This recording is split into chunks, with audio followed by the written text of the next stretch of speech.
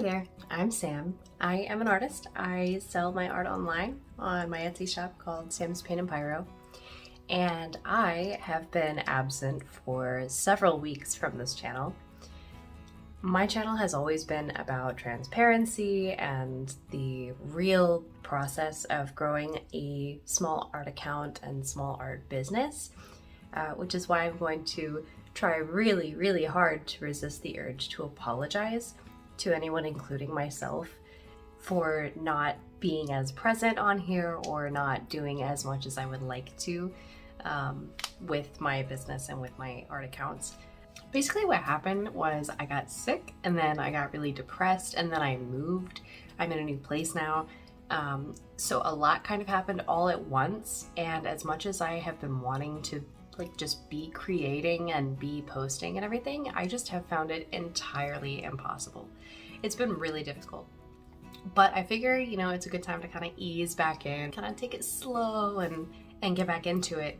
And I thought this would be a perfect time to kind of discuss the struggles of being a small artist, and that kind of comes with a lot of other stuff too. So, the mental struggles, the physical struggles, the struggles with time, the struggles with money, there's a lot that actually just makes this really difficult for a lot of people. And it's part of the reason that a lot of people never even do it at all. They never try, or they try and don't get very far because things get in the way.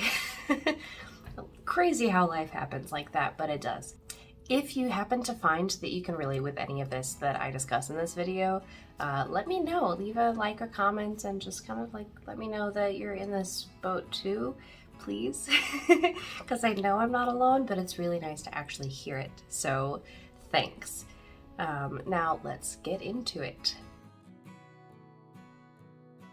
There's not really a particular order for all of these, but it's just kind of a series of all of the things that I struggle with the most as a small business owner and a small artist.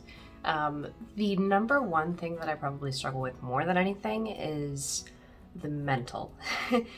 Finding the motivation to create new things can really, really be hard for me a lot of the time. I know that not everything I make needs to be my next masterpiece, and I know that not everything I make needs to be shared. I really do try to alleviate some of the pressure there is to create that I might place on myself, but I just can't. I just feel sometimes that it's so hard to just stay motivated to just go and do something. And I do try to, in the meantime, do a little quick sketch or watch a video from somebody else that might, get me a little bit motivated. But a lot of the time, especially recently, especially just, with kind of a lot of mental exhaustion on top of it, it just is impossible. And I find it very difficult to give myself that patience to know that it's okay to not be motivated. I also have struggled my entire life with having a sense of purpose. I do genuinely believe that this path is going to, in some sense, help me to get there. But in the meantime, it is something that I struggle with. Without that sense of purpose, I often feel like I am a person doing a job. It doesn't always feel like I'm following my dreams and romanticizing this path that I've taken. A lot of the time, it just feels like I'm doing a job. And with nothing else to hold me accountable to do that job, I struggle a lot to want to do it. I've struggled with my mental health as long as I can remember. And if you are a person who has ever struggled with chronic depression, you'll know that balancing that with literally anything else can be such a task. It can be so incredibly difficult. So that's a big part of it too, is not even necessarily just that it's hard to do all of these things for the business and for, my art. It's also just that I personally struggle so much with my mental health that sometimes it makes it, again, just impossible to balance.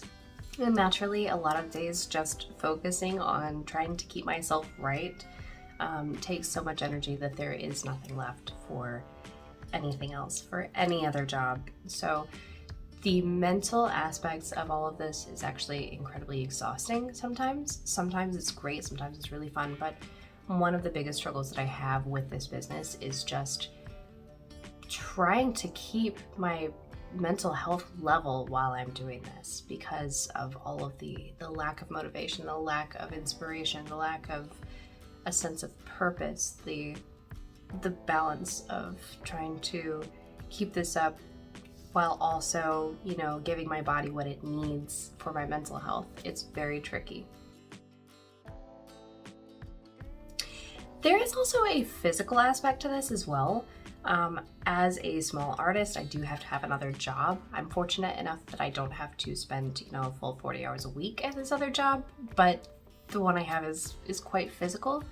And even though I don't work all that many hours at a time, I still come home and I am just exhausted a lot of the time. Partly mentally, but physically, I am just so tired so much.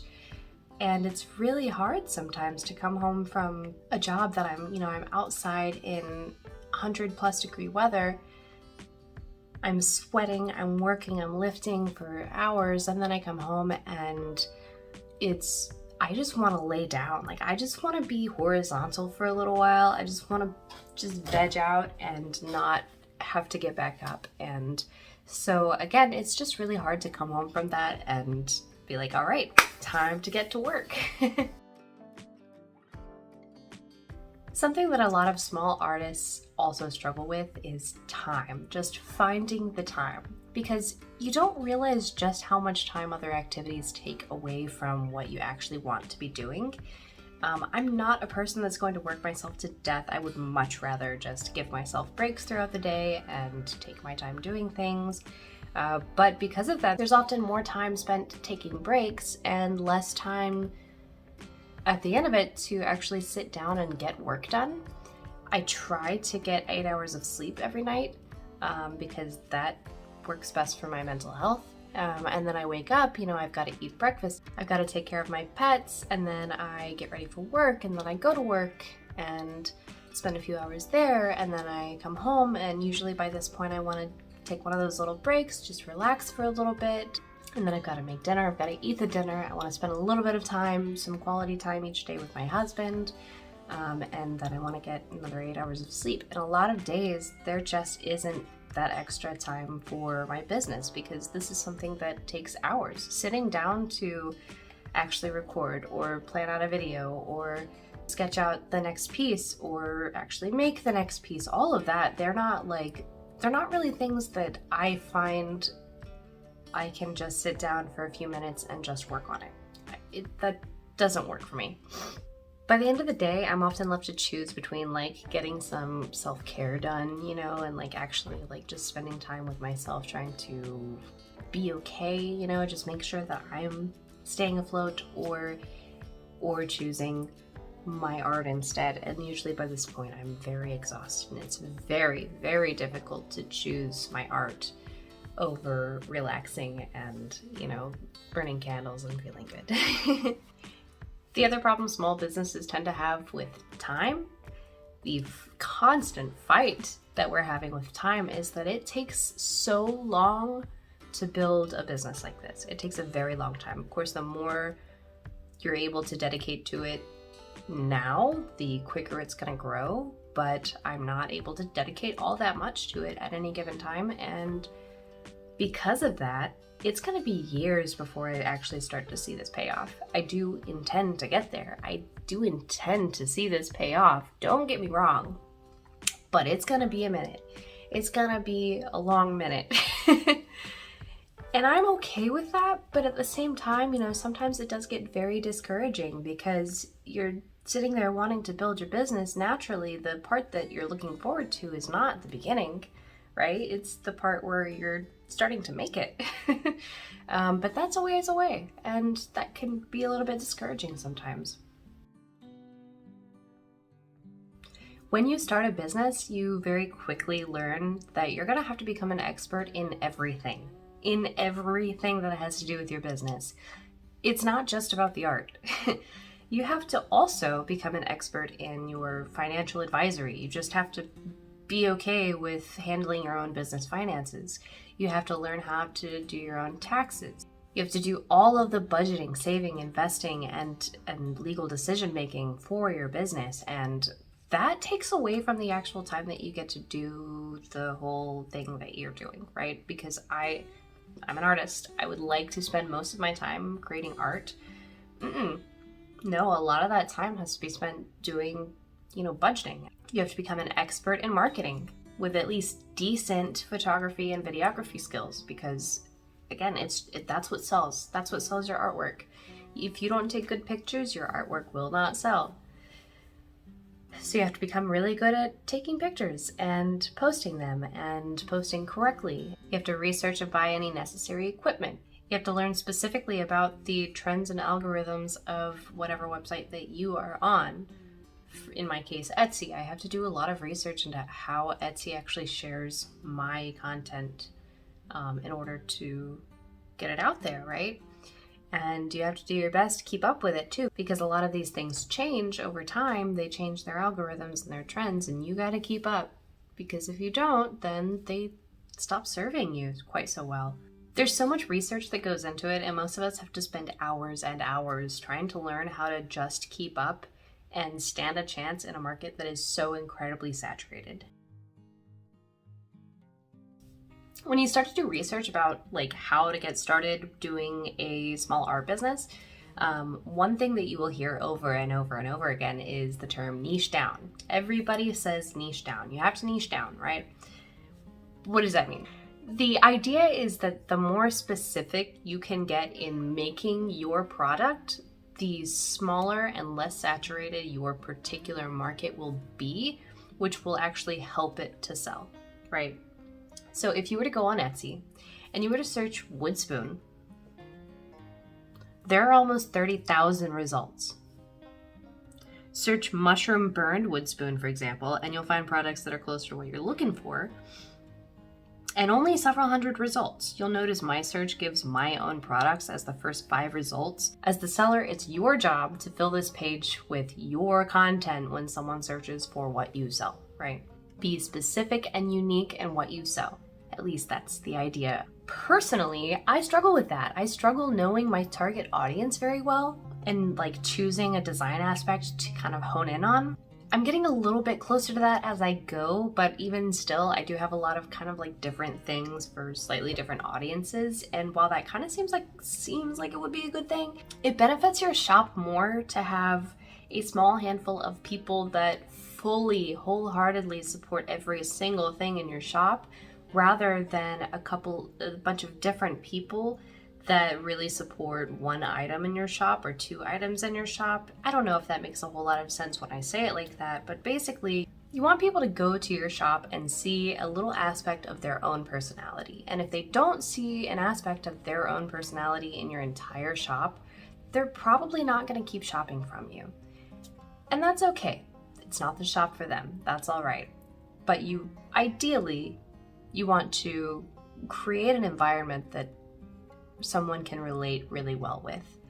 But I do struggle with this. For me, it definitely is I'm getting there. I've got a lot of colors in common at this point. I've got a lot of general content that is common throughout my work, but it's not quite there. And it's something that I've struggled with a lot, because they always just say niche down as if that's just the choice that you make. It's just that's what you do, is just choose a niche.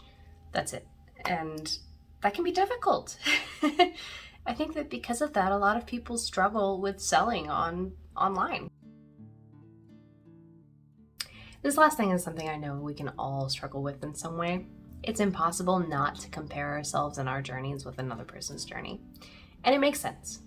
The research to learn how to do everything that you're doing comes from the words of someone a little bit further down the path that you're on, right?